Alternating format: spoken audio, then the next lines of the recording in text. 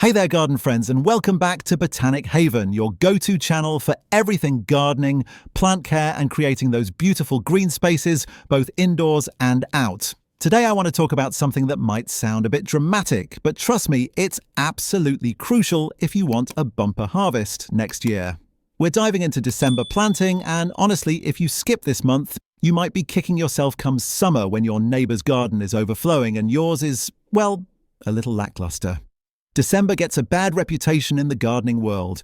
People think it's all about hibernation, sitting by the fire and forgetting the garden exists until spring rolls around. But here's the thing. December is actually one of the most strategic months for setting yourself up for success. The plants you put in the ground now, the bulbs you tuck into the soil, the trees you position carefully in their new homes, these are all going to reward you massively in the months to come. I learned this the hard way years ago when I was just getting serious about gardening. I had this idea that winter was downtime, so I'd spend December doing indoor projects, planning, reading seed catalogues, all that cozy stuff. Then spring would arrive and I'd scramble to get everything planted, only to realize I'd missed some major opportunities. My friend Oliver, who's been gardening for decades, finally pulled me aside one year and said, "Look, if you want garlic that actually has flavor, if you want fruit trees that establish properly, if you want spring blooms that knock people's socks off, you need to work in December." That conversation changed everything for me. Let's start with garlic because this is probably the most critical December planting task, and it's one that genuinely can't wait. Garlic needs a cold period to develop properly. When you plant garlic cloves in December, they spend the winter underground, developing strong root systems in the cold soil. This cold treatment, called vernalization, is what triggers the bulbs to divide and form those beautiful multi-cloved heads we all love. If you wait until spring to plant garlic, you'll end up with small, undivided bulbs, basically just slightly larger versions of what you planted. It's disappointing, believe me. I've been there. Now planting garlic in December is wonderfully simple, which is part of why I love recommending it to beginners. You take your garlic bulbs, separate them into individual cloves, and plant each clove about 2 inches deep with the pointy end facing up. Space them about 6 inches apart in rows and make sure you're planting them in well-drained soil with plenty of organic matter mixed in. Garlic doesn't like wet feet, so if your soil tends to get waterlogged, consider planting in raised beds or mounding up the soil a bit. Once they're in the ground, give them a good watering and then mulch over the top with straw or shredded leaves. This mulch does double duty. It keeps the soil temperature more stable through winter freezes and thaws, and it suppresses weeds come spring. I remember Daisy, a gardener I met at a local plant swap a few years back, telling me about her first experience with December garlic planting. She was skeptical, thought it seemed too simple, too straightforward to actually work. But she gave it a shot, planted 2 rows of hardneck garlic in early December, mulched them well, and basically forgot about them until spring. When the green shoots started poking through in March, she was thrilled. By July, she was harvesting the biggest, most flavorful garlic she'd ever grown. She told me she'd never go back to spring planting, and now she experiments with different varieties each December, trying new flavors and types. That's the beauty of garlic. Once you get the timing right, it's incredibly reliable and rewarding. You plant it in the cold, dark days of December, and 6 or 7 months later, you're pulling up these magnificent bulbs that will flavor your cooking for the entire year. Beyond garlic, December is also prime time for planting bare root fruit trees, and this is another area where timing really matters. Bare root trees are sold without soil around their roots, usually while they're dormant in winter. They're cheaper than potted trees, they establish faster, and December through early spring is the only time you can get them. The reason December is ideal is that the soil is still workable in most regions, not frozen solid yet, but the trees are fully dormant. This means you can get them in the ground and let them start developing roots before they have to put energy into leaves and fruit. When spring arrives, these trees wake up already established, with roots spreading into the surrounding soil, ready to support strong growth. Compare that to planting a tree in late spring or summer. The poor thing is trying to grow leaves and roots simultaneously while dealing with heat and potentially drought stress. It's a much tougher start. If this guide has helped you, write one in the comments. And if not, write 0. This way, I'll know which tips are most useful for your garden. When you're choosing fruit trees to plant in December, think about what you actually want to harvest and what will thrive in your climate. Apples are incredibly versatile and most varieties do well in temperate climates. Pears are similarly hardy and often overlooked, but a good pear tree can produce for decades. If you're in a slightly warmer area, consider plums, cherries, or even apricots. The key is to match the tree to your zone and your space. Dwarf varieties are fantastic for smaller gardens, and many can even be grown in large containers if you're working with limited ground space. When you plant your bare root tree, dig a hole that's wide enough to spread the roots out fully without bending or crowding them. The depth should be such that the graft union, that bulge near the base of the trunk, sits a couple of inches above the soil line. Backfill with the native soil, firm it down gently to eliminate air pockets, and water thoroughly. Then mulch around the base, keeping the mulch a few inches away from the trunk itself to prevent rot. Stake the tree if it's in an exposed location, but don't tie it too rigidly. You want some movement to encourage strong trunk development. Rose, a gardener I know who specializes in fruit trees, once told me about the year she planted 5 apple trees in December. She'd been planning an orchard for years but kept putting it off, thinking she needed to wait for the perfect spring moment. Finally, she just went for it one cold December morning, got her bare root trees in the ground, and didn't look back. Those trees are now mature, productive, and the backbone of her garden. She says December planting gave them such a strong start that they fruited earlier and more abundantly than she ever expected. Her advice to anyone hesitant about winter planting is simple. Just do it. The weather might not be pleasant, but the results are worth every chilly moment. Now let's talk about bulbs, because December is actually your last chance for many spring flowering bulbs. And if you miss this window, you're missing out on some of the most spectacular garden displays you can achieve with minimal effort. Tulips, daffodils, crocuses, hyacinths, alliums, these all need to be planted in fall or early winter to bloom properly in spring. They require that cold period underground to trigger flowering, much like garlic. If you haven't gotten your bulbs in the ground yet, December is your final opportunity in most climates. The soil needs to be cool, but not frozen solid, and you need to get them in before the ground becomes unworkable. Planting bulbs is satisfying work, even in December's chill. You dig holes to the appropriate depth, generally about 3 times the height of the bulb.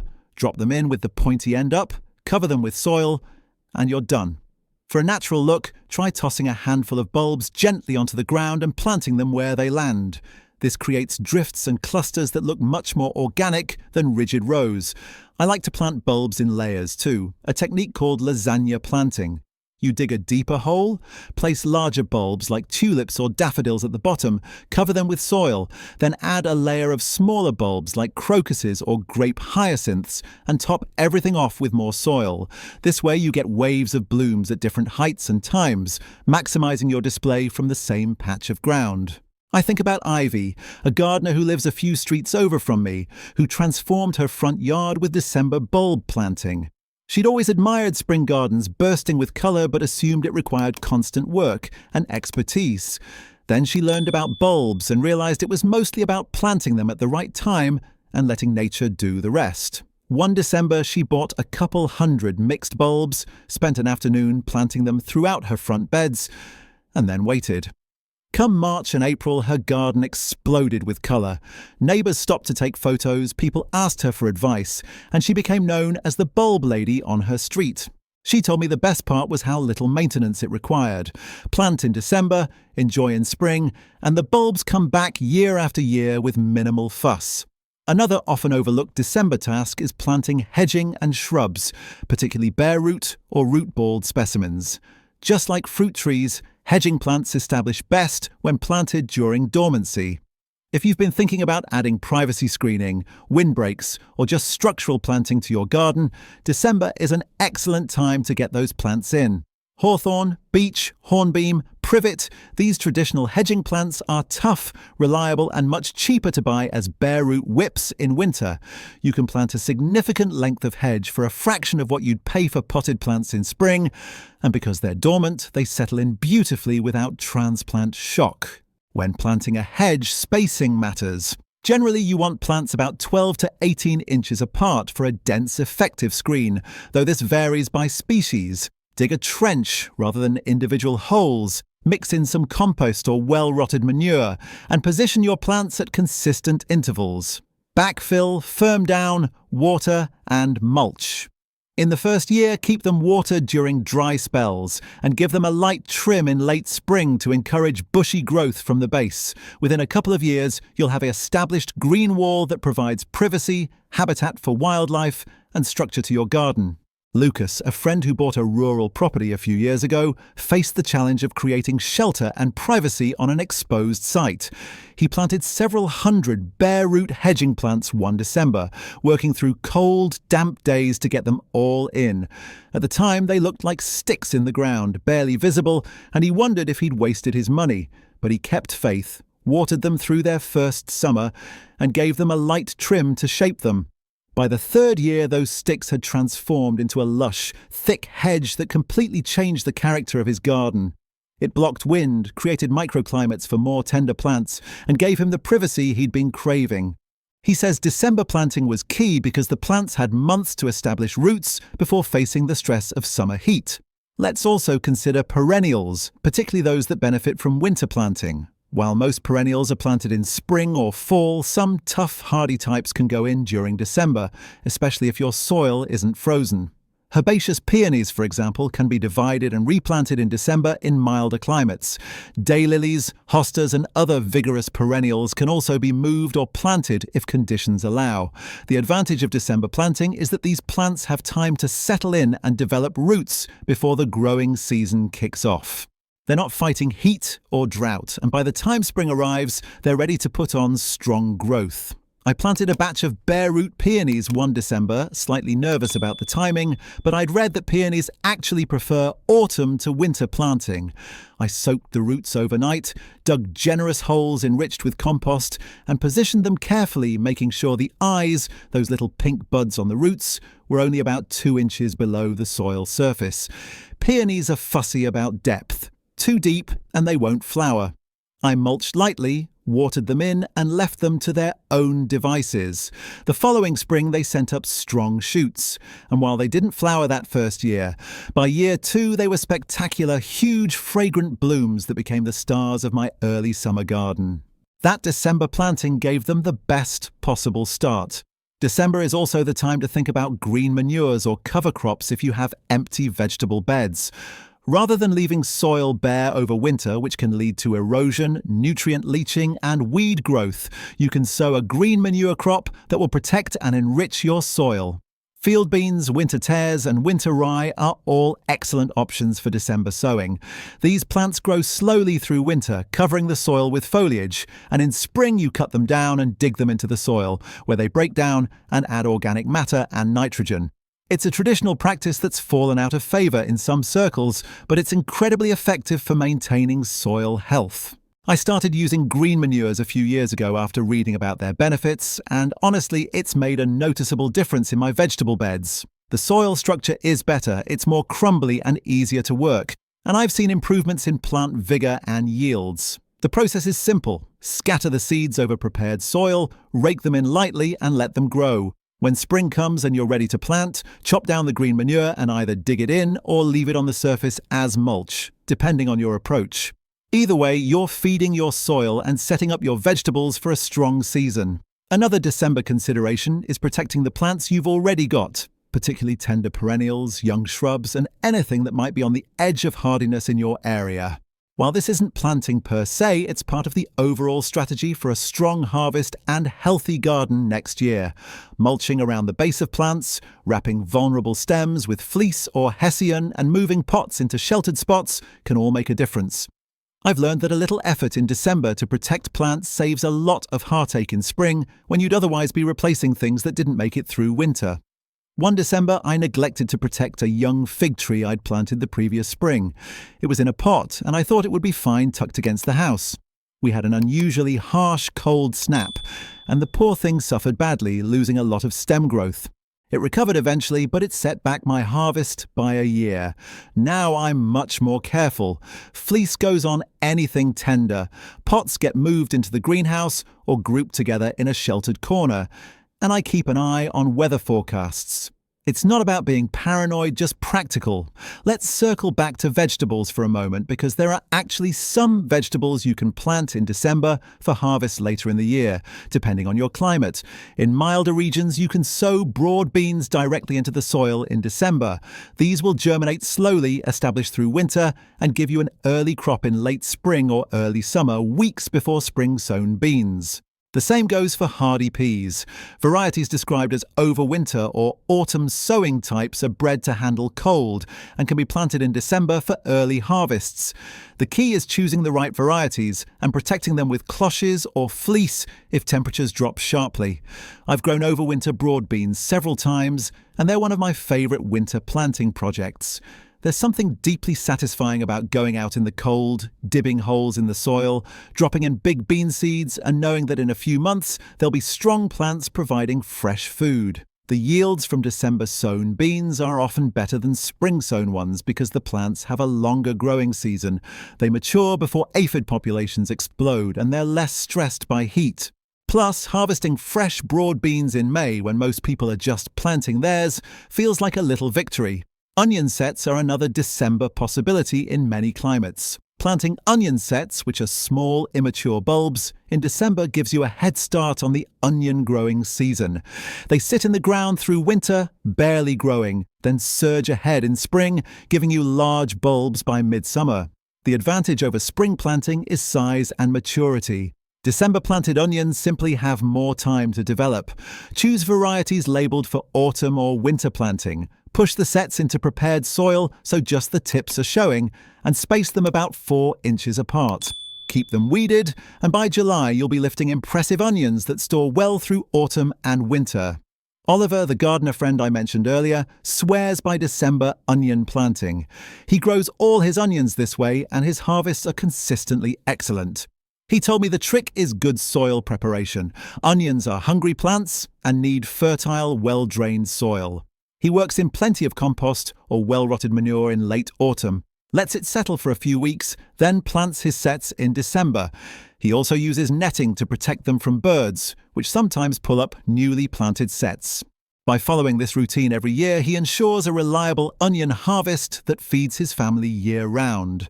Asparagus is another crop where December can be an ideal planting time, particularly for bare root crowns. Asparagus is a long-term investment. You plant it once and it produces for 20 years or more. The crowns, which look like tangled masses of roots with a central bud, need to be planted while dormant. And December is perfect for this. You dig a trench about 12 inches wide and 8 inches deep, mound up a ridge of soil in the bottom, and spread the asparagus crowns over this ridge, draping the roots down the sides. Cover with a couple of inches of soil initially, then gradually fill in the trench as the spears grow in spring. It sounds complicated, but it's actually straightforward. And once established, asparagus is incredibly low maintenance. I planted an asparagus bed a few years back in December, following advice from an old gardening book, and it's been one of the best decisions I've made. The first year, you don't harvest at all. Just let the spears grow into ferny foliage to build up the crown's energy reserves. The second year, you take a light harvest. By the third year, it's full production, and every spring I get weeks of fresh asparagus spears, far superior to anything you can buy. The December planting gave those crowns months to settle in before the growing season, and they've thrived as a result. Now, let's talk about something that might seem less urgent, but is actually quite important. December is a great time to plant bare root roses. Roses, like fruit trees, establish best when planted while dormant, and bare root roses are significantly cheaper than potted ones. Whether you're planting climbers, shrubs, or hybrid teas, December gives them time to develop roots before they need to support leaves and flowers. The planting process is similar to trees. Dig a hole wide enough for the roots to spread, position the rose so the graft union is at soil level or just below in cold climates. Backfill, firm, water, and mulch. Roses appreciate rich soil, so mixing in compost or manure at planting time sets them up well. I've planted several roses in December over the years, and they've all done beautifully. There's something hopeful about planting roses in the depths of winter, imagining the blooms that will come in a few months. One climbing rose I planted on a bare wall in December is now a sprawling mass of flowers every June, and it all started with a bundle of bare roots and a cold morning's work. Roses might seem fussy, but if you get the planting right and choose disease-resistant varieties, they're rewarding and surprisingly tough. Daisy, who I mentioned earlier with her garlic success, also planted a collection of David Austin roses one December. She'd been intimidated by roses, thinking they were difficult and disease-prone, but she chose modern varieties with good resistance and went for it. She planted them in December, mulched them well, and gave them a good start with amended soil. By their second year, they were blooming profusely, filling her garden with colour and fragrance. She told me that December planting made all the difference. The roses had months to establish before facing summer heat, and they came through their first year strong and healthy. December is also a good time to think about planting berry bushes, particularly cane fruits like raspberries and blackberries. These are often sold as bare root canes in winter, and planting in December allows them to establish before spring growth. Raspberries in particular benefit from winter planting. You dig a trench, add compost, plant the canes about 18 inches apart with the roots spread out, and cut them back to about 10 inches above ground. This might seem harsh, but it encourages strong new growth from the base. Mulch well and keep them watered in their first season. By the following year, you'll be picking your first berries, and within a couple of years, you'll have a productive berry patch that supplies fruit for months. Lucas, who planted that massive hedge, also put in a berry patch one December. He planted raspberries, blackberries, and gooseberries, all as bare root plants. The first year was about establishment, but by year 2 he was harvesting bowls of fruit, and now his berry patch is one of the most productive areas of his garden. He credits the December planting with giving the plants a strong start, letting them develop roots before the demands of fruiting began. Rhubarb is another perennial crop that can be planted in December, either as crowns or divisions. Rhubarb is incredibly hardy and long-lived, and once established it produces reliably for years. Planting in December gives rhubarb time to settle in before spring growth begins. You need a good-sized hole, plenty of compost or manure mixed into the soil, and the crown should be planted so the buds are just at or slightly above soil level. Water it in, mulch around it, and then leave it alone. In spring, those buds will send up thick, juicy stalks, and within a couple of years, you'll have more rhubarb than you know what to do with. I planted rhubarb crowns one December in a corner of my garden that gets partial shade, and they've been thriving ever since. Every spring I harvest armfuls of rhubarb for pies, crumbles and jams, and the plants just keep producing. Rhubarb is one of those crops that feels almost effortless once it's established, and December is the perfect time to get it started. Let's also consider trees and shrubs for ornamental purposes, not just fruit or hedging. December is ideal for planting bare root ornamental trees like birches, maples, ornamental cherries, and rowans. These trees add structure, seasonal interest, and beauty to your garden, and planting them in winter ensures they establish well. The same principles apply. Dig a generous hole, plant at the correct depth, backfill with native soil, water thoroughly, stake if necessary, and mulch. These trees will grow slowly through their first year, putting energy into roots, and then take off in subsequent years. Ivy, the bulb enthusiast, also planted an ornamental cherry tree in December. She wanted something that would give her garden a focal point and provide spring blossom. She chose a variety with beautiful pink flowers and attractive bark, planted it carefully in December, and staked it against winter winds. That tree is now a centerpiece of her garden, covered in blossom every April, and it draws admiration from everyone who sees it.